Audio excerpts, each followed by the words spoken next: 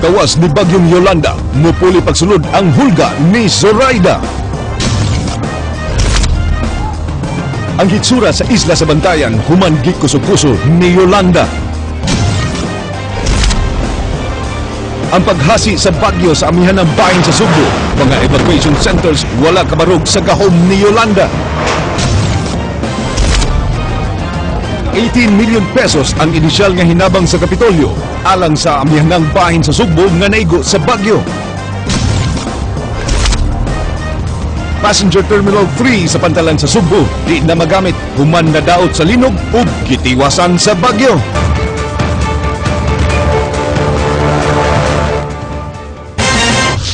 Ayong hapon Sugbo, Kabisayan og saban pang mga dapit nga maabot ini atong Sibya. Ako si Frank Parilong Jr. Ihatod namo ang mga nagunang impormasyon. Ako si Georgia Herrera. Georgia, mga kapatid, padayong nakigbisog ang atong mga kapatid sa northern part of Cebu o sa eastern o western Visayas tungod sa dilubyo nga ato ni Bagyong Yolanda na itong Biyernes. Tagkuwang ang ilang pagkaon, tubig ug uban pang mga kinahanglanon. Matod sa Pag-asa Visayas, Frank, nga kana po mitugpa si Yolanda sa Kabisayan diin kaduha niini mitugpa sa probinsya sa Sugbo nga nalakip sa isla sa Bantayan ug sa daan Bantayan, Midilian, Bugo area. Kini ang hinungdan sa grabing kadaot nga natagamtam sa maong mga dapit. Wa pa gani makaginhawa ang mga Bisaya, doon na sa bagyo nga nisod sa Philippine Area of Responsibility. King Perez, Suginlimi. Gipaybaw sa Pag-asa Visayas nga maigo ang habagatang bahin sa lalawigan sa Sugbo inigsud ni Bagyong Zoraida. Ang maong bagyo nga dunay gikusgon nga 55 kilometros matag oras na matikdan 830 kilometers southeast gikan sa hinatuan Surigao del Sur. Naglihok kini sa west-northwest direction nga dunay 30 kilometro matag oras ang gipaspason. Gawas sa habagatang Sugbo, gipaubos na sa signal number 1 ang pipila ka mga probinsya sa Kabisayan ug Mindanao. Sugod karong gabi ug ugma sa buntag masinati na ang pag-uwan-uwan sa Sugbo. Mubunok ang kusog nga uwan ug hangin nga anay gibana-banang gikusgon nga 30 ngadto sa 40 kilometro matag oras ugma sa hapon o gabi. Matod sa pangu sa Pag-asa Visayas nga dili angay mabalaka kay mas hinay ang Bagyong Zoraida kun itandi kang Yolanda. Mas minus ang gikusgon sa hangin ini ug magkahinay kinikon mulanfol na sa hinatuan Surigao del Sur. Gipanglantawan sab nga mutugpa ang bagyo sa Tagbilaran City, Bohol ugma nga wa pay usa ka buwang gitay-og sa 7.2 magnitude nga linog. Bisan pa nga kusog ang uwan, giingong dili dako ang volume sa uwan kay paspas ang paglihok ini. Gibana-banang mugawas sa Pilipinas ang bagyo Huwebes sa buntag. Iyang average speed to Yolanda more than 200, siguro mga 1/4 of the strength of Yolanda mga iyang makuha. 1/4. King Perez, News 5.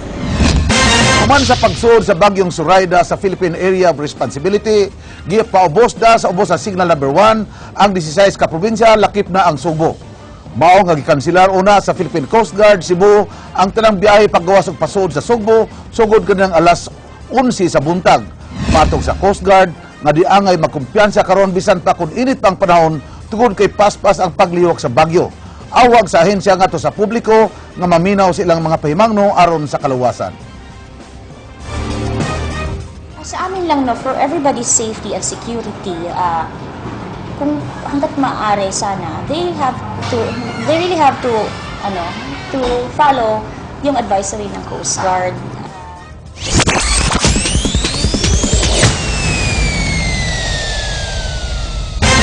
Padayong mo dawat ang Halagang Kapatid Foundation sa inyong cash donations para sa mga naepektuhan sa Super Typhoon Yolanda.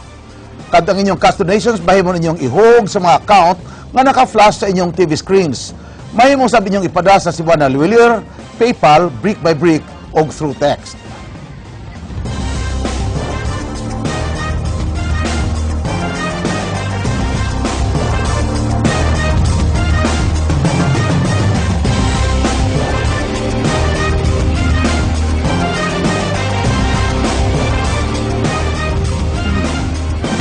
Kapitolyo, padayon ang pagpang-repack sa mga relief goods nga ipanghatag sa mga naapektuhan sa bagyo sa Northern Cebu.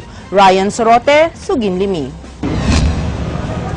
Way hunong ang mga sakop sa kapulisan sa pagkarga og hinabang ining mga truck nga dadon sa Northern Cebu. Miabot na sa 8,000 ka mga pamilya ang natagan og hinabang sa Kapitolyo sukad sa pagigo sa bagyo. Daghang volunteer sab ang mitabang. Bisan kining babaeng turista, mi volunteer og pagpanghakot. Mas gipili niyang mutabang una sa di pa mobalik sa Estados Unidos ugma. And I've been in a lot of hurricanes back in the States, and I just want to help. And so I switched my ticket, and now I'm here. Lakip nga mitabang kining grupo sa mga call center agents inay nga mopahuway human sa ilang shift. Midireso na lang dinhi sa Kapitolyo aron motabang sa pag-repack sa mga relief goods. Mitabang sab ang mga empleyado sa Kapitolyo atol sa ilang noon break. Pinabangay og dinalian ang gihumo nga repacking sa itong makigsuunan dinhi sa Cebu Provincial Capital.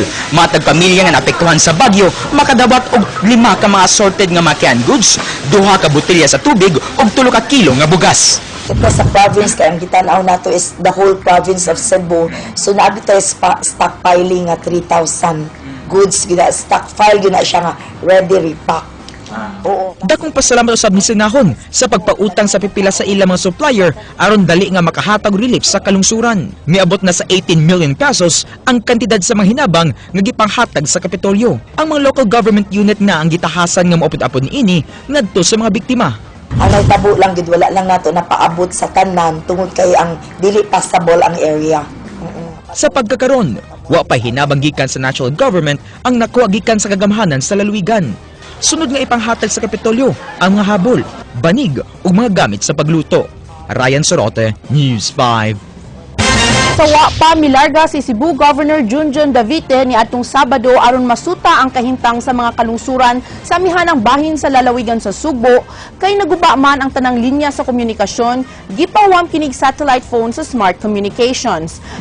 Kini karo aron makakontak gyapon ang gobernador sa mga sakop ini sa Kapitolyo bisan og problemado ang signal sa komunikasyon sa maong mga dapit. Laing satellite phone sub ang dadon sa Smart Communication sa isla sa Bantayan pagtabang sa mga apektadong residente nga nawagtangan og komunikasyon. Gipasabot sab sa maong telecommunications company nga gideploy na ang mga muayo sa mga nangagubang kahimanan. We are providing a satellite phone for the use of the provincial government so that when the governor does his rounds in the north to assess the damage, he will have a means of communication.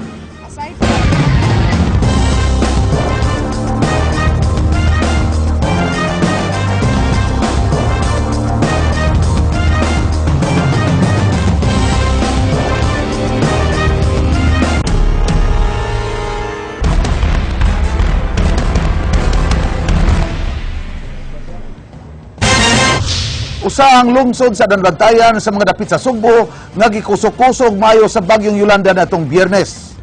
Sa Ryan Sorote, mo'y dagatang ni Yolanda dito sa Danbantayan atol sa bagyo. Dinis, pahibawan na daan, sige lusulti. Niadtong Biyernes, sayo nga nangandam ang mga residente sa lungsod sa Danbantayan sa nagsingabot nga bagyong Yolanda.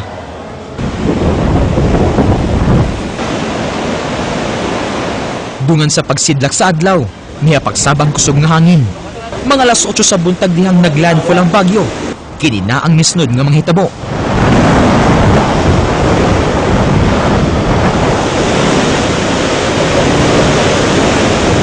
Sa kakusog sa hangin, wa na'y makita. Milanat og 4 ka oras ang kusog nga paghaguros sa hangin.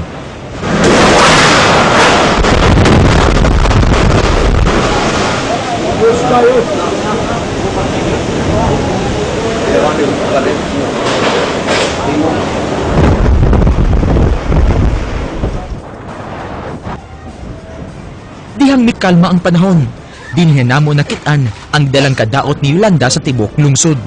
Bisan asa ka mulingi, mga gagmay og dagkong balay nangagusbat, nangaluka og nangatumba ang mga poste sa kuryente. Ang entrada sa simbahan sa Santa Rosa de Lima di na maagian tungod sa mga nakaaling debris.